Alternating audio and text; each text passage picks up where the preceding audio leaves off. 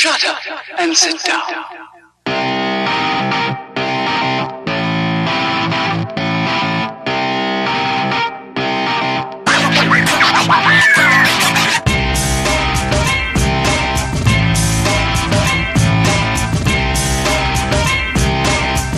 Welcome back to Pop Culture Podcast, episode 220. I'm Jay. I'm Adrian. We're back for another week of comic book, TVs, music, little kind of music. Sure. But good God, whiskey. Yes. And I gotta tell you right now, I need this bottle. Okay. I hope you brought one for yourself. I do keep a bottle in my trunk at all times for emergencies. Smart. Yep. You gotta keep an emergency I bottle. had to take the road flares out of there to make room for it, but I figure worst case scenario, I got an extra shirt in there. I just soak it in a little bit of whiskey. Light it on like fire. That. It takes the place of the... Absolutely. Anyways. Plus, the whiskey will make you more friends to help you than the flares will. That's true. Mm-hmm. Yeah. So we're continuing our Jim Beam month. Yes. And this time we are going with the Jim Beam Black. Okay. Which is the extra aged bourbon. Fantastic.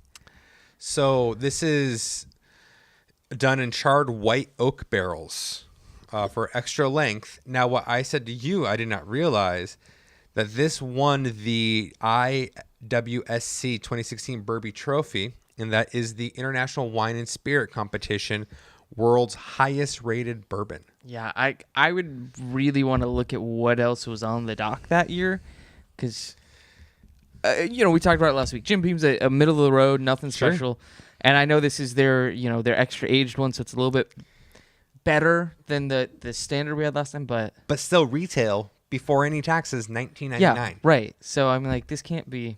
I'll let you take however much you need. All right. And again, I have my usual setup, a little for the straight and then for my preferred on the rocks. I feel like it's going to taste just like regular Jim without the burn. Yeah, that's my guess. That's all I'm expecting. Yeah. Which, we said last week, the regular Jim has a strong bite to it. Yes. Not mellowed at all. And a mild flavor. But here we go.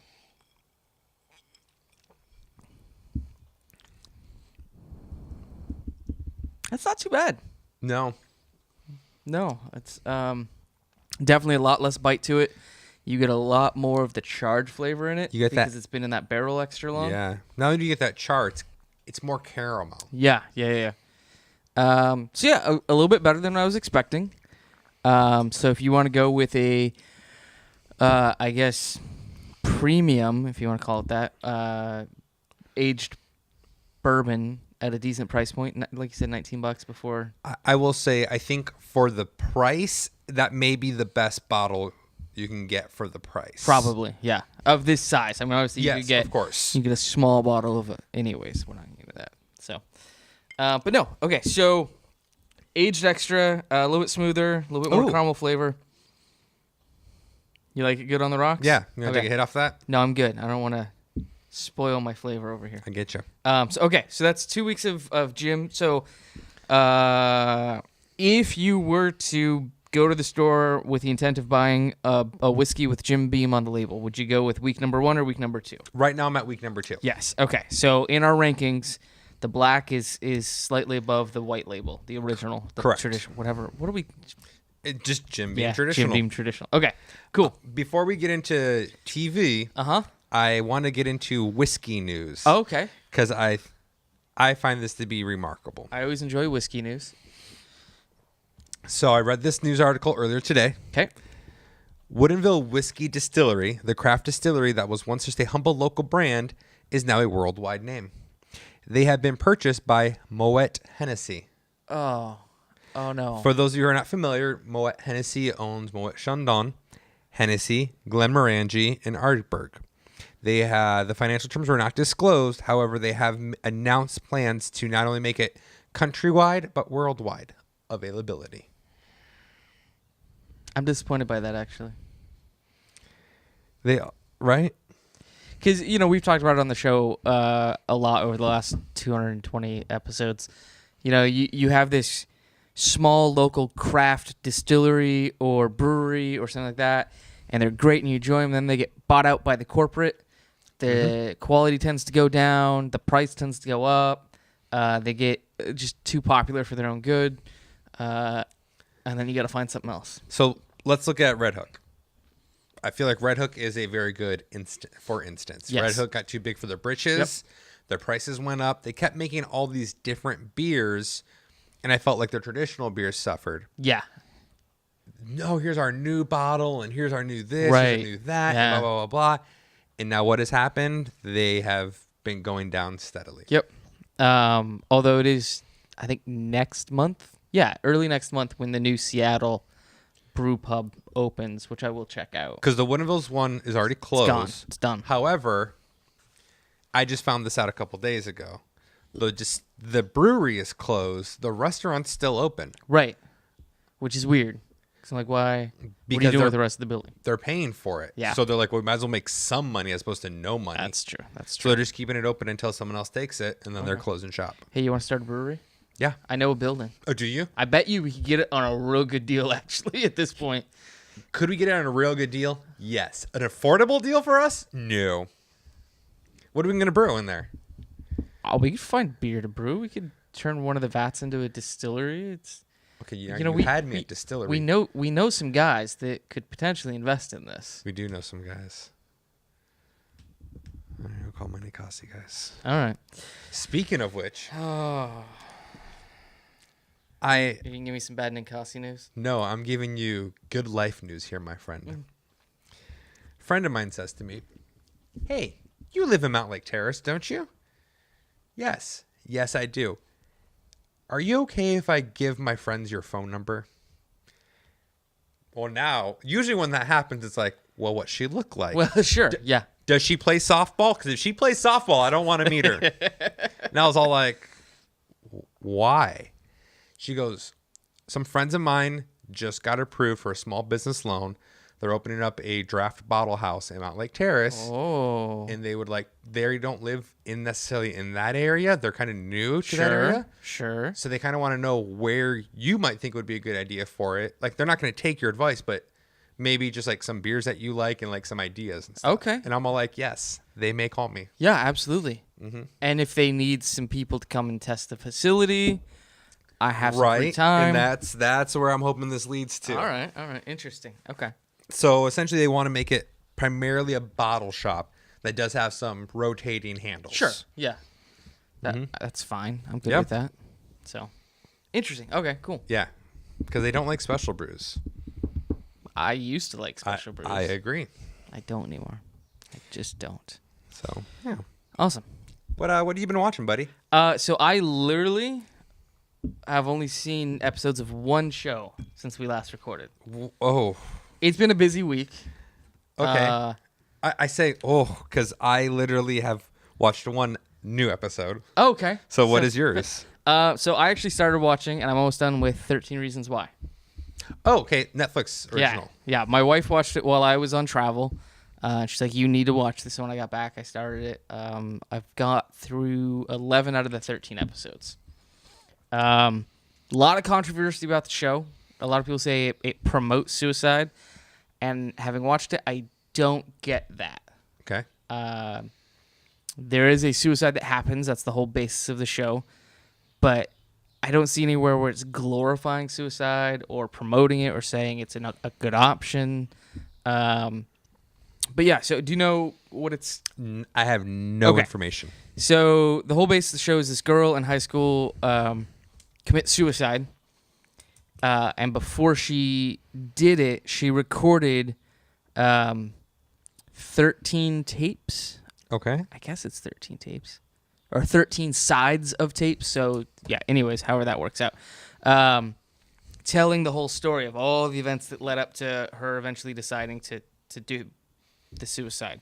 And the tapes have been making their way around the school to different people that were involved in the events that led up to it. And we start the show where the tapes get delivered to this kid, Clay,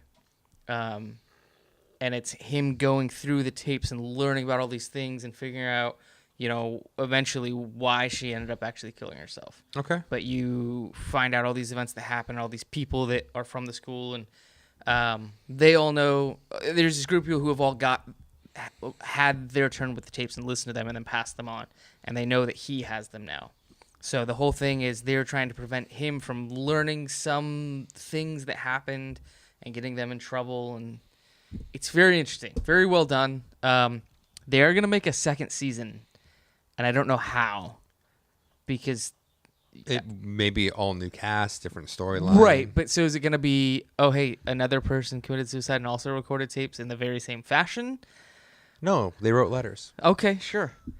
13 carrier pigeons. Ooh, now Yeah. we're talking. So, yeah, that is literally the only show I've watched. I got a couple more things that I'm hoping to get through by the end of this week, but for now, that's all I've got. Okay.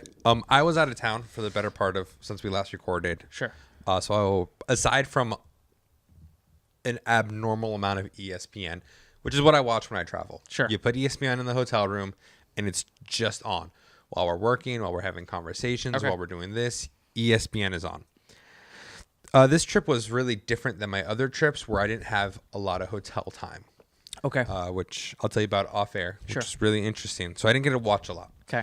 My wife and I have been going through Goldbergs. Okay. Again. Yeah. We both love the show. It's something to have on while you're cooking and getting ready, you know. Right. We have a quick 20 minutes where we have to go somewhere. Let's watch a Goldbergs. Yeah.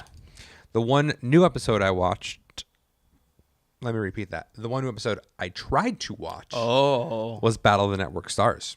Oh. So I tried to go with episode 2. Okay. Episode 1 was fine. Sure. Try yeah, to do you talked about episode that two. last week Yeah. before. Yeah. No, couldn't finish it. Oh. I tapped out.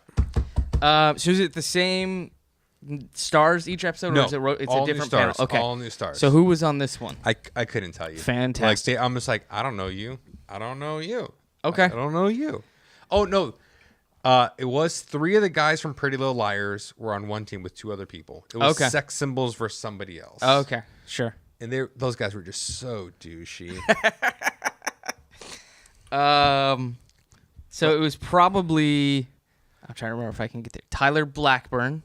That sounds right. Blonde, curly-ish hair. No, he has dark hair. There was a blonde, curly-haired guy. Blonde curly hair. Maybe it's not that in the movies. Yeah, In maybe. the show, and he just dyed it. Yeah. Anyways, okay.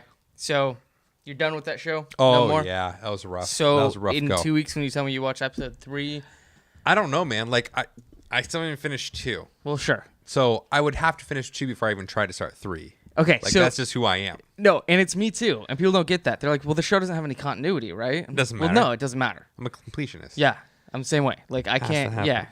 Okay. Fair enough.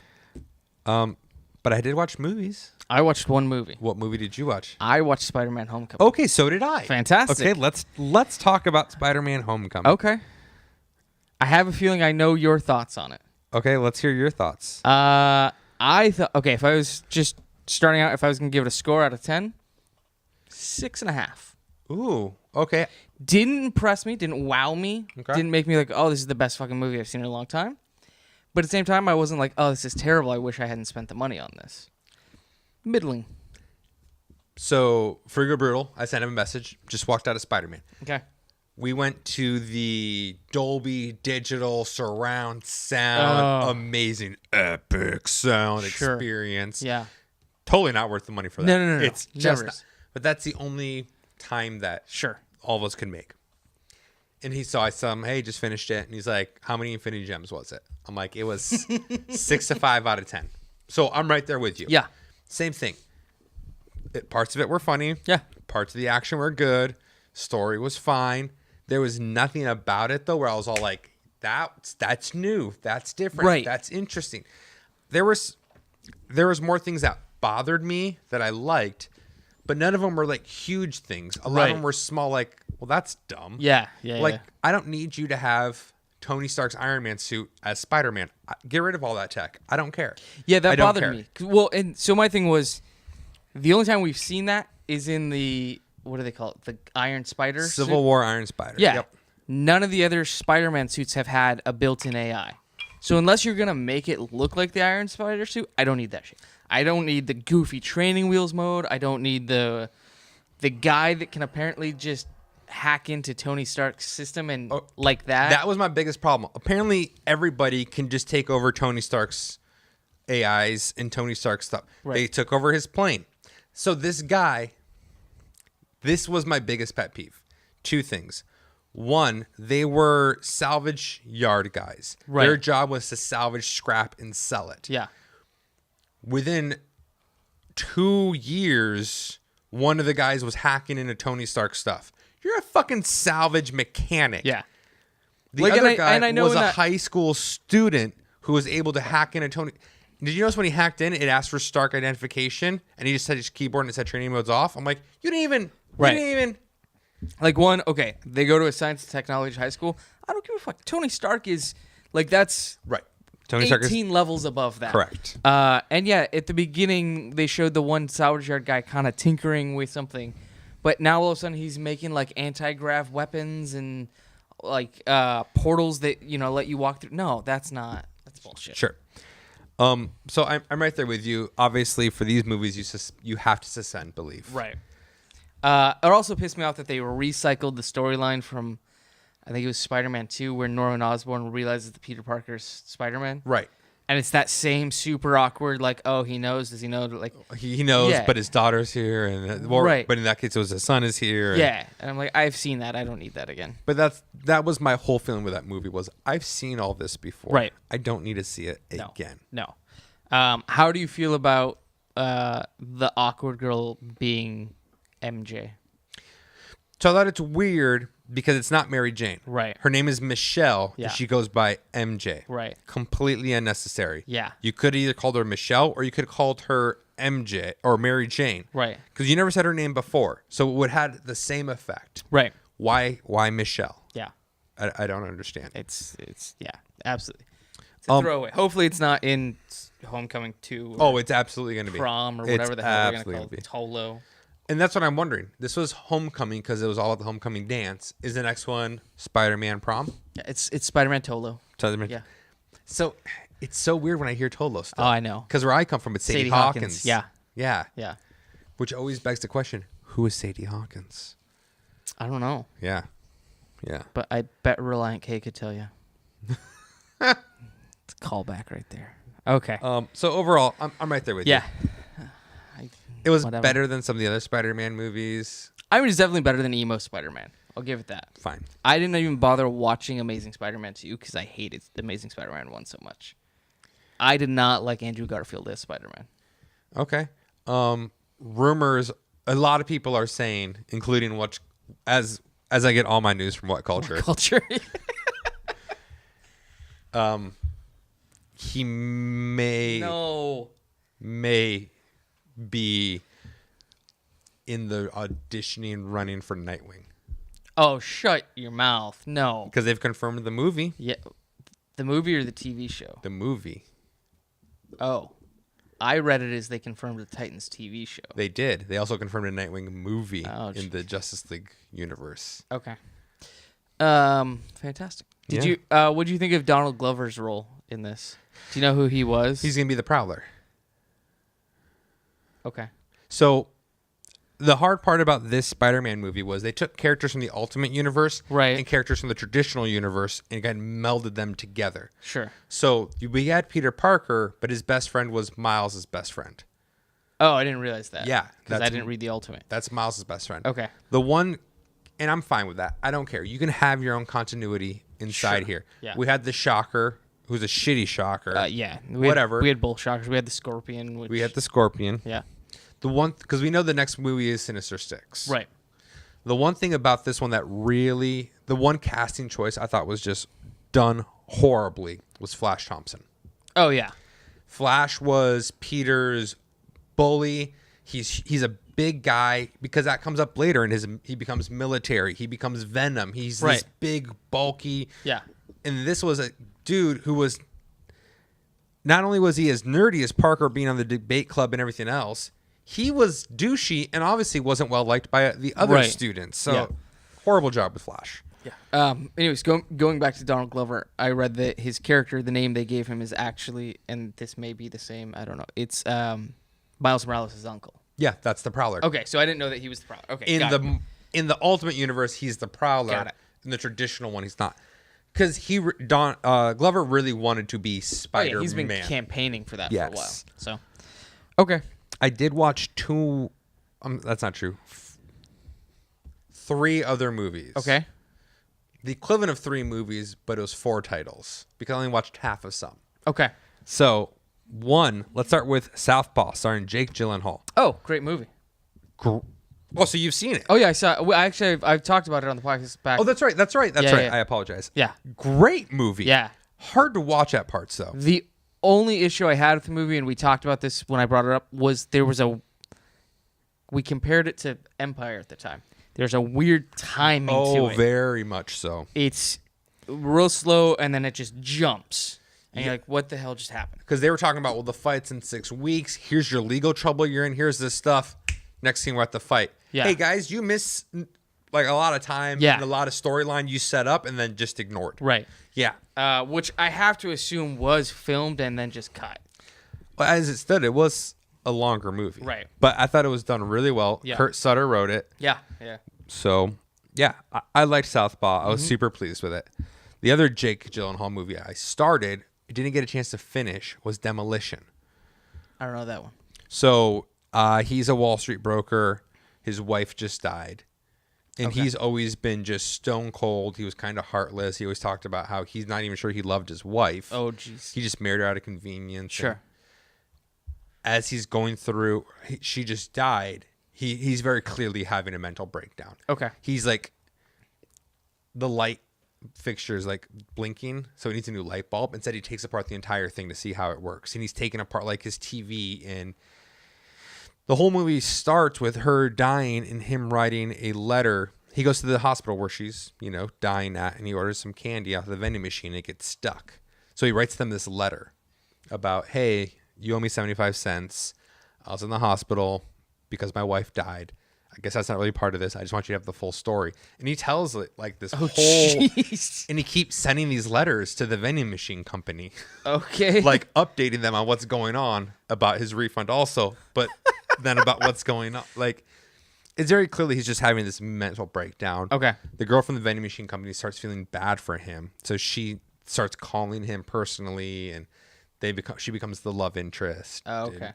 There's also something wrong with her mentally, and I got halfway through it. Okay. I really want to finish it. Sure. I didn't get halfway through it because I wanted to stop. That was just... Our plane was descending, and I'm all like, well, there's half hour left. I can do this. She's like, sir, put away your laptop. I'm like, it's a tablet.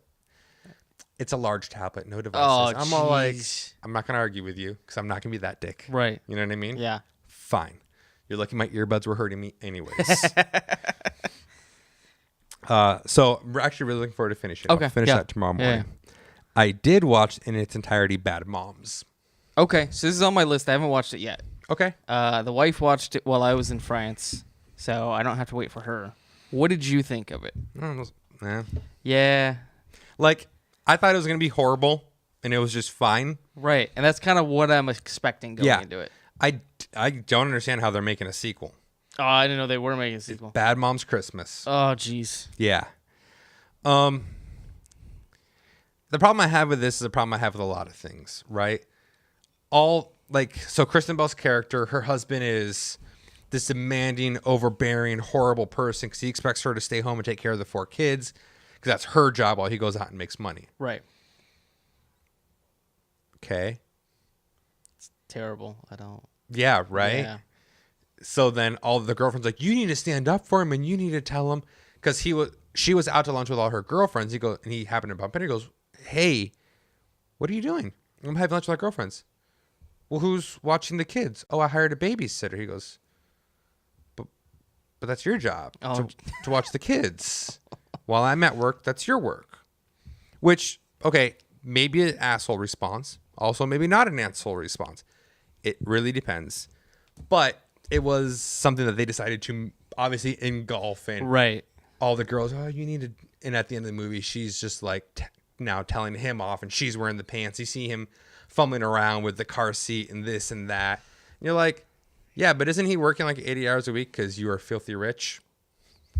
Right. Throwing that one out there. Yeah. I mean, you got to add up the cost of childcare. If it's more fiscally responsible for her to stay home, then that makes sense to me. I would love if I could be a house husband. Yeah, right. Are you kidding me? Everyone's all like, oh, it's so demeaning. What part of that's demeaning? Yeah. First of all, I'm fine with cleaning a portion of the house every day. Yeah. Because that's an hour and a half out of my day. Right. You know how my entire apartment 2 hours tops. This is what I'm saying, Yeah, right? right. Cooking, whatever. I cook anyways already. There you go.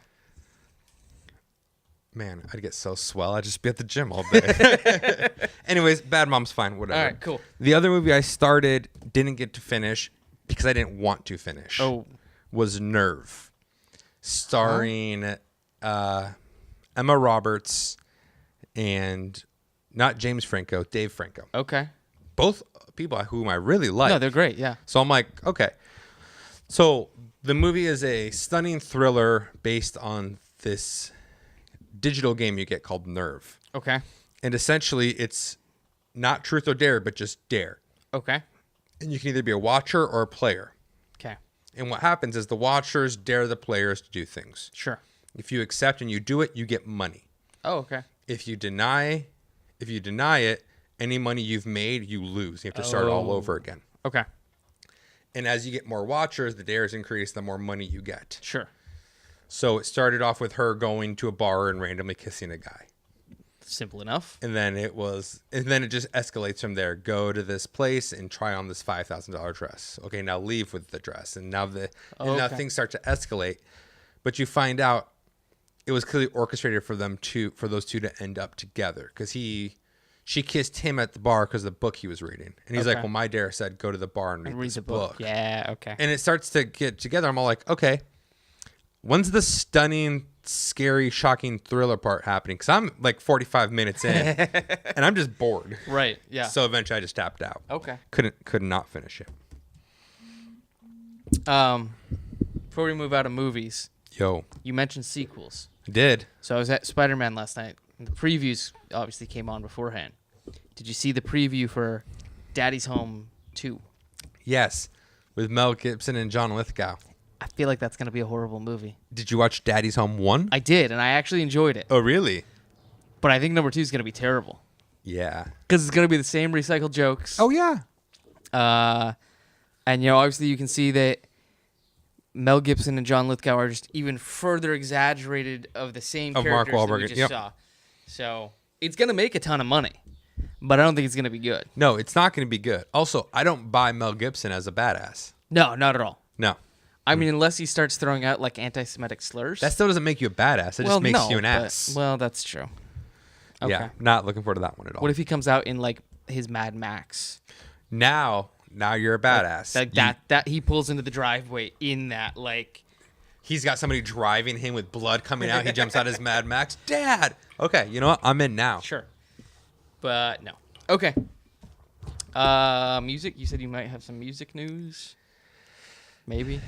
Kinda. Okay. We might get to it. Essentially, I'm just going to talk about 2 new albums I've listened to. One of them shamefully that I quite enjoyed. One of them honestly that I quite enjoyed. Okay. But before, I want to talk to you about a podcast I've started. Oh, okay. I really enjoy. Okay. It's called Stranglers. Now, Spotify. It's a real life interview show about people into autoerotic asphyxiation. So it's all tapes of David Carradine when he successfully masturbated, not when he died. Yeah. Oh, and it that's becomes a choose terrible. your own adventure because you get to pick what gi you thought he might have been wearing at the time. Yeah. No, so it is a real life crime. True crime. Okay. Sure. True crime process about the Boston Stranglers. Okay. So it is now widely accepted that there was 2. Oh, I didn't know that. Okay. Yeah, it's widely accepted that there was 2 because a couple of them have some differentiating. So they're pretty sure that there was a copycat who came along the way. Oh. All because the FBI profilers, the first 5 were always women between 55 and 75. Okay. Which I did not know. I didn't either. That were all strangled the same way, sexually abused in the same way, and that fit the profile. The 6th one was a 20-year-old black girl. With all before was a 55 to 75-year-old white woman. Okay. So they think that there was 2 that fit that profile and then 5 that fit the other one. So they do think it was 2 people. And it's just like they interview everybody involved, like the neighbors, the actual detectives and FBI agents who were involved. And interesting. It all unravels. And then they interview somebody. Well, this is the part that I was super surprised by. They interview a woman in like episode 6 who has never been interviewed before. She's like, I've never told anybody my story before. And they just happen to find her? They don't say why she never talked to anybody before. Okay. She's one of the Stranglers. That's the twist. Oh. But you find out that this woman, so she met a guy who kept coming around her house and it was a little weird. And he would touch her, not like, he said he was looking for models and he was measuring her. So he'd grab her by the waist and whatnot. Sure. And she got him out of the house really fast. Okay. And he came back and he would just like show up random times. And he came back one other time and he was touching himself like in the doorway. And she just slammed the door on him. Yeah, I would too. She saw him later on a bus and she followed him home. Okay. To this really creepy place. And he begged that she wouldn't, he begged her not to tell his mom. That's what he was afraid of, that she would tell his mom, that she would tell his mom. Oh. And the FBI agent who said, you know, the reason it's all 55 to 75-year-old woman is he has a mother complex. He has the Oedipus complex. Yeah. So what had happened is she moved out after this a little bit after this started happening. Right. The woman who moved in afterwards was one of the victims. Oh, jeez. So she's like, it was this guy. Yeah. I know it was this guy. And everybody you interview about the woman who got strangled, like, so you learn that this guy didn't just come up to random women. He actually kind of befriended them first a little bit and became like someone that they would just let into the home. Okay. When he came around, and then he finally struck after he built that trust. Ooh. So it's a super interesting podcast. It is hard to listen to at some points because they do describe the sexual graphic. abuse. Yeah. Which, nope, you don't want to hear that part, right? No. And I actually never knew that part. Yeah, I didn't know. I thought it was just killings. I didn't know it was all like abuse and all that too. I won't say it on air because it is graphic, but it does involve the same object inserted in a very uncomfortable spot for these women. And yeah, so there's all that boils down. And okay, that was the other thing is they didn't talk about that at that time. Yeah. So the copycat didn't do that necessarily. So they're like, that's why. That's another differentiation. That's another differentiating. Yeah. All right. Interesting. So yeah, Stranglers. It's really good. It's only a 12-part series. It's co-produced by Stitcher itself. Oh, okay. So it's really well produced. Yeah. They had a lot of money to put behind it. Sure. It was really well done. Okay, cool. The other thing I want to talk about is really fast, the AllStar Game. Okay. Did you pay attention to the AllStar Game at all? I didn't. I was it was on while I was at the I guess before I was at the movie, but I was getting everything ready so I could go to the movie. So no, I did not. Okay. So for those of you who aren't familiar with how the AllStar Game works is unlike other sports, the players from the AllStar Game are actually decided on by Major League Baseball fans. Right. So those fans cast the ballot. They can cast a vote 30 times a day. Yeah. Which I find remarkable. Right. You can do it 30 times a day. Whoever wins becomes the All-Star, and then there's always 2 spots left open for final round. Okay. And that's how you choose your teams. It draws a good crowd, but like you said, I went and saw SpiderMan instead. Yeah. They feel like they're missing that piece to really bring more fans around to it. Well, and for me, there wasn't a lot of Brewers that were actually in the game. That's true. And the one pitcher we had in the game didn't even get used. And it was a closer, and we lost. But you didn't know that until the game was over. Cork and Evil? Right. You didn't know he wouldn't have been used until the game was over. Oh, no. Yeah. Right. So, yeah, you guys lost. I guess I lost, too. I was going to say, you're in the same league. Yeah. Surprisingly. Yeah, I was actually surprised, too. Cano bailed it out, home run. Yeah. Walk off. It's the first time the National League has walked off in Lord knows how many years. Yeah. But Bryce Harper had a very interesting idea on what he wants for next year's All-Star Game, and I was wondering what you think. Okay. He said you take the NL and AL player who had the most votes, and they're the captains. Oh, so you draft it like dodgeball style. And you get to draft your team. Interesting. You don't draft just your AL. The fans still vote, but now Bryce Harper gets to choose who he wants first from AL and NL. I don't know if I like that, though. I think that's super interesting because you'll get a chance to see players, one, play against teammates that you will never see again. Sure. And 2, you'll see players play together you'll never get to see play again. Well, until trades happen and they go between two. Okay, but you know what I mean? But I mean, that's kind of, that's always been the genesis of the game is it's the 2 leagues. Sure. It's like the Pro Bowl where you got. Well, actually, I don't know if they do it this way. It used to be AFC versus NFC. Right. It still is. Okay. And then NBA, you got East versus West. It's kind of the way it goes. It's interesting, but I would almost rather see that as an exhibition game during All-Star Week rather than the actual All-Star game. So that was one thing that one of the analysts said is like, well, why not? That's what you do. So the home run derby is Monday. Right. The All-Star game is Tuesday. Fan Fest is Saturday. There's nothing Sunday. Right. Why don't you take the players who weren't chosen and you do that on Sunday? There was something on Sunday, though. There was the Futures game was on Sunday. Those don't count. It's the minor league kids. Well, no, what I'm saying. Right. Yeah. But so that way, it's not the people who have to play in the All-Star game. Right. Yeah. But it still could be. No, and I think that could be fun. Yeah. Okay. The other thing I want to talk about really fast. Have you played any video games recently? I have not. I have two. Okay. The first one is Wolfenstein, A New Order. Oh, interesting. So it came out a couple years ago. Okay. Do you remember the original Wolfenstein? Oh, yeah, I do. Yeah. So I was super hesitant on buying this game because I assumed it's just a cash grab using the name. Sure. Cash grab using the name. It was on sale, so Prime Day. Fucking Prime Day. Which, total waste of my time. Yeah. But Microsoft, to combat Prime Day a week before, has the Microsoft Xbox sale for the whole weekend. Oh, okay. And it is significant discounts. We're talking like $30 to $40 off games here. Oh, wow. So I got Wolfenstein The New Order for like $3.99. Oh. And I'm all like, even if I hate it It's for $3.99. $4, Yeah. I'm in. Right. Oh. You just got to do like 10 Bing searches and you made that money back. Yeah, exactly. Yeah. I mean, downside, it's 67 gigs. Oh. It is a sizable download. Fucking phenomenal game, though. Really? Phenomenal game. Like, I've been enjoying the shit out of it. Okay.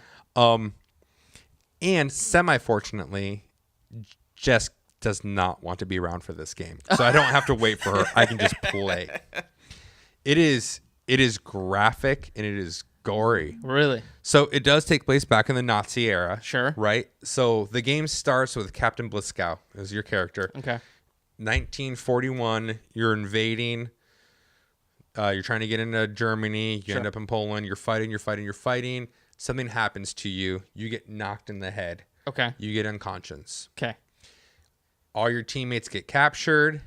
You end up being taken to a hospital where you're just thrown away because he is brain dead. Okay. He can't move. He can't speak. He's drooling on himself. And he's been in this nursing home / what's what I'm looking for? Psychiatric unit. Oh, yeah. You don't know how long, but you can tell it's been a while. Okay. Then the Nazis start showing up and taking the people to test on them. Oh. And the doctor can't stop them, and they're crying. He's beating, like, he tried to stop him, and he got hit. They kill the wife, and like all this shit happens, and he starts to act and he starts to move. So that's when you actually really get into the game. It's not until that part, until the title scene comes in. Oh, really? Yeah. Okay. So it turns out he's been there, like, I want to say 9 years. Wow. And so it's like 1950 at this point? And the Nazis have won. Oh. They won by nuking New York. Okay. They dropped a bomb on New York. But they have become technologically advanced. Okay. So they have robots that are still like, what you could expect from 50s robots and everything else. So he decides he's going to go into the prison, free the resilience and like all this other stuff. So I've put in probably about 20 hours. Okay. But it's been really fun. Okay. But it is gory. Like when it comes time to play the game and in the story mode, when you get captured with two other guys. One of them they killed right away. The other one, they make you decide who to kill. Oh. And I'm all like, what happens if I just don't decide? Yeah. Like for 7 minutes, and the guy is just sitting there talking and kicking both of them until you do decide. And he kills them by like slowly taking out their eyes. Oh, and you're just like, oh. But then it comes up later in the game. The guy you save gets mad at you for letting this kid die. Oh. And if you save the kid, and then some of the game is different later. Yeah. So there is that morality. But okay, interesting. Along the way, like it gets a little rough sometimes. All right. Very good game. Okay, cool. The other game I got on the super deal for like $3.99 is a game called Jochen. Huh? Jochen? Okay. It is you play a girl who has just died and gone to Gundagap. Gundagap is the void in Norse mythology. Okay. That is where Yggdrasil lives, and you can access. Before there was the Rainbow Bridge connecting the realms, it was the Gundagap. Okay. So she is going through the Gundagap to Jotunheim in Niflheim and all these other worlds, collecting the ruins and getting powers of the gods to prove herself worthy for entrance into Valhalla. Okay. It's indie game, really fun gameplay. The part about it that is I find most fascinating is the game is all hand-drawn animation. Really? So it looks like those old school cartoons, like Sword in the Stone, that kind of stuff, but it's a game. But it's all hand-drawn animation. Oh, interesting. It is so cool, especially when you start fighting the lesser gods and stuff, because the way it's just, even if you don't want to play and you just watch, you're like, that is a beautiful looking game. Yeah. And so I've quite enjoyed it. Again, totally worth the $3.99 that I paid for it. Sure. So those are the two games I've been playing. Okay.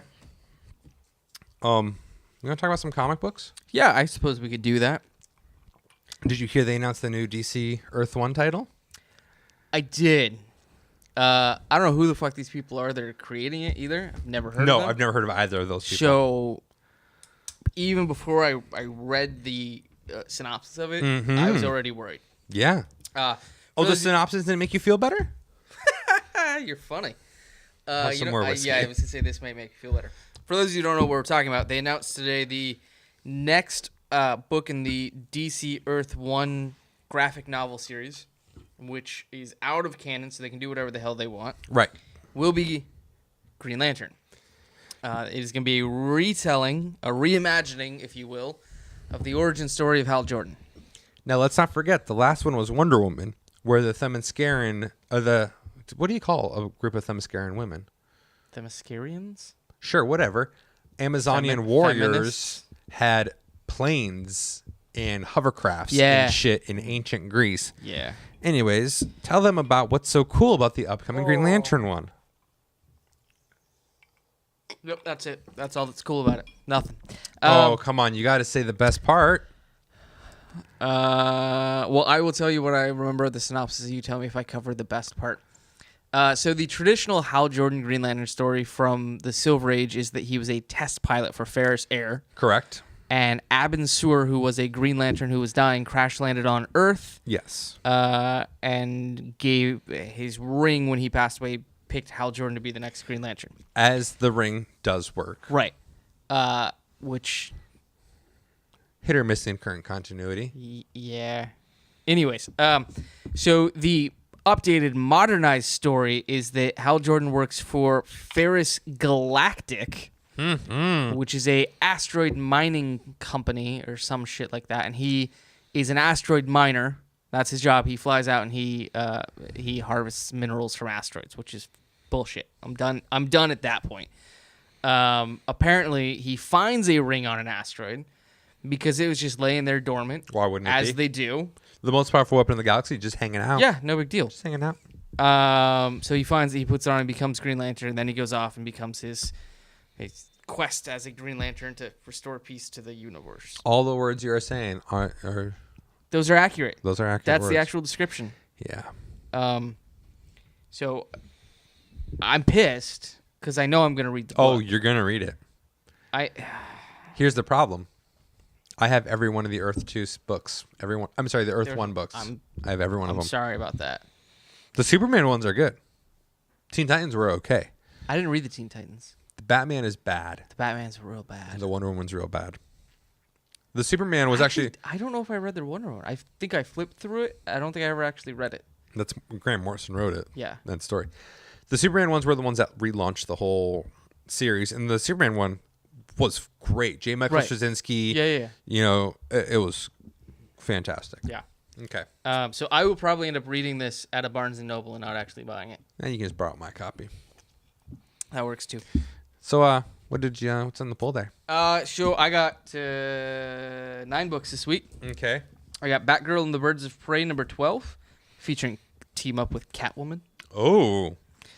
Detective Comics number 960, Flash number 26, Hal Jordan and the Green Lantern Corps number 24, Jean Grey number 4, Kill or Be Killed number 10. It is number 10. I thought it was 11 for some reason, but I guess it's 10. Supergirl number 11, Titans number 13, and X-Men Blue number 7. Okay. I did not get a single non-DC book this week. Wow, you are such a fanboy. Look, it's just the way my polls were. Okay. So, Planet of the Apes Green Lantern number 6, which is Boom DC. Mm-hmm. Batman Detective Comics 960, Flash 26, Hal Jordan the Green Lantern Corps 24, which did you see the variant cover? Mm-mm. It's Saronic having her ring, and it's ripping Kyle's shirt off, and it's burning all the Sinestro Corps logo onto him. Have you read the issue yet? I've not. Oh, that's an actual panel from the issue. Oh, interesting. Yeah. Red Hood and the Outlaws number 12, Superman Action Comics 983, Titans number 13, and Dark Days, the casting prelude to Metal, which is the new summer event. I know it's the event. I just can't pull the trigger on buying it. You know, I really wanted you to buy this book so we could talk about it together. Sorry about that. What did you want to talk about? One, I'm going to say that Hal Jordan, the Green Lantern Corps, the storyline right now, actually really good. So the last issue I really liked. Okay. So you know who... What the hell was the guy's name? Yeah, it's Sarko? Kyle and Saranic's son. Okay, so that's what leads into